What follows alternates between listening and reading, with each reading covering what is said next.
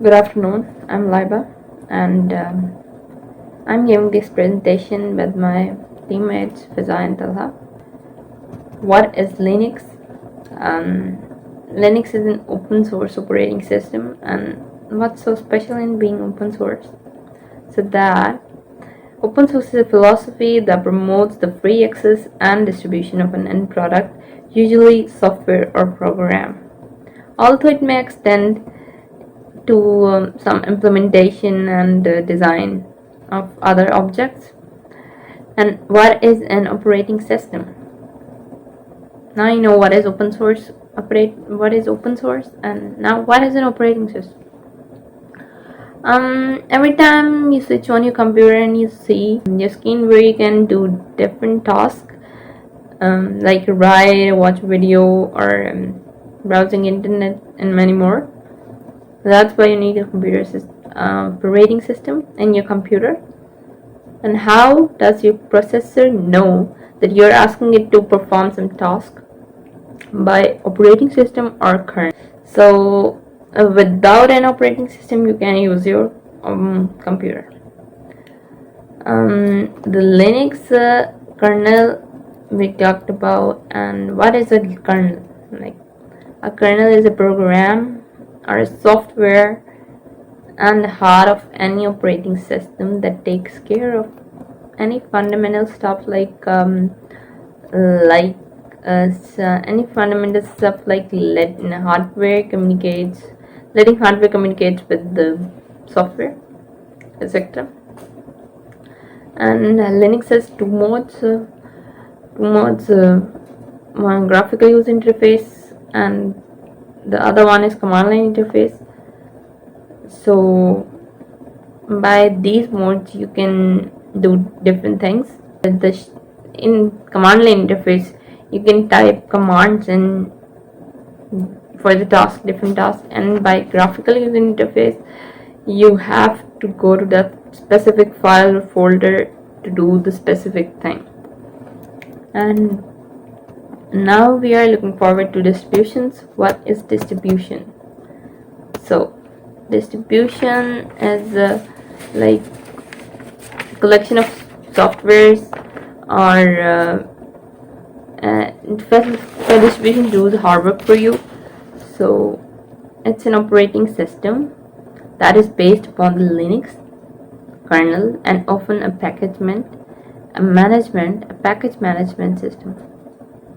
Now time for examples of Linux operating system distributions. We have Debian. Debian has different managing software like Ubuntu, Linux Mint, Kali Linux. If we talk about Kali Linux, it can be used for many things, but it's probably best known for penetration test or to hack. Furthermore, we have Raspbian, Tails operating system, Knopex, etc. Now I'm going to pass this presentation to my teammate Fiza. Thank you everyone for your time and concern. My name is Fiza Gulzar, and starting from where Laiba left off, so we're going to go over through some examples of Linux or its distribution and its categories. So let's start with it. First we have Red Hat Linux, and so its examples are in Gentoo Linux we have Ubuntu Linux, Chromium OS, Argent and Pentoo and Ututo, etc. And in these we utilize the Portage package manager emerging from and also from managing software. And next we have this slide in which it describes that there are hundreds of more operating systems than mostly I defined to you guys, and the many developed for special purposes. And so next we are going to discuss about categories of Linux distribution. There are three types of categories, and first we have embedded and desktop and server. So the next topic we have is desktop distribution, in which it is defined as desktop distribution and Linux distribution and that are installed on personal computers that we use every day and is used for user-defined purposes. And some of the examples are Ubuntu, desktop, Linux Mint and Fedora, and also Linux Lite, etc. And in the next slide we have server distribution, in which server distribution and Linux distribution that are installed on dedicated laptop that completes its tasks very dedicatedly. And some of its examples are Ubuntu server, CentOS, RHEL, and OpenSUSE, etc. And also Linux servers are usually installed without S, and it has X installed. It doesn't launch during system startup.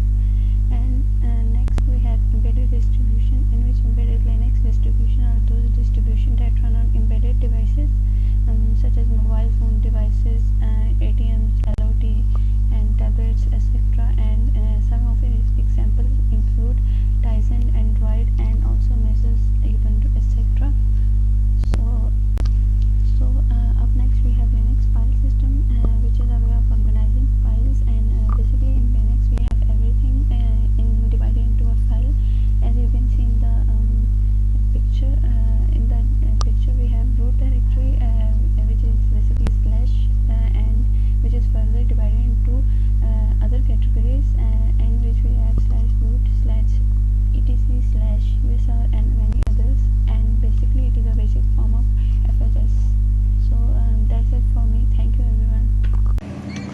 Hello, my name is Talha and I would like to give a presentation on Linux operating system. Now let me tell you about some of the advantages of Linux operating system, and the biggest advantage of all is being open source. Being open source means that it is usable by anyone for free of cost, and it is editable by anyone. And Linux helps to utilize your old computer systems to be used as a backup server or a router or anything really. And as this Linux has a lot of distributions, it can be used in any software, in any system, and provide a very good performance. Also, the Linux operating system have many distributions, which means that it is compatible with many of the systems. And the Linux operating system is also very low of cost, that anyone can afford it really. And large community support means that support is always available for every distribution or any problem that you have or the user might be facing. Linux operating system provides great support for that. And stability means that it has great drivers, and it won't go crashing for any small reasons, and it has more stability than Windows. And talking about the privacy, Linux operating system is well known for its privacy, and it keeps better privacy than Windows operating system. And as Linux operating system has many distributions, it has really good performance with the older systems as well as with the new gen systems. And it is also very good in multitasking, just as Windows operating system. So there is really no disadvantage at all. Now going to the next slide, we have the history of Linux. Linux was actually started as a solo project by a guy named as Linus Torvalds. And from a few C files, it has grown to a $1 million company with more than 2.3 million lines of codes. Some of the devices that have built-in Linux operating system in them are Dell Inspiron Mini 9 and 12, HP Mini 1000, Lenovo IdealPad S9, Motorola EM35, and many more. Linux operating system already has $3 billion market worth and is projected to reach 16 billion by the year 2027. Now coming to my last slide, let's talk about freelancing. Freelancing is a very great way these days to earn money, and a Linux operating system user can easily earn money through freelancing. Like, he can become a Linux system administrator, and his duties will be like implementing the programs, monitoring the networks, making sure that the updates are working correctly, there are no bugs, helping the users, and making sure that the software is compatible with every equipment, and basically everything, monitoring everything. There are a lot more jobs that you can do as a Linux operating system user and become a freelancer. Like, you can become a coder in Linux operating system, and you can you can edit the program for some users. Well, this was all from our presentation. Thank you very much for Laiba, Qayyum, and Fiza, Gulzar for helping me in this.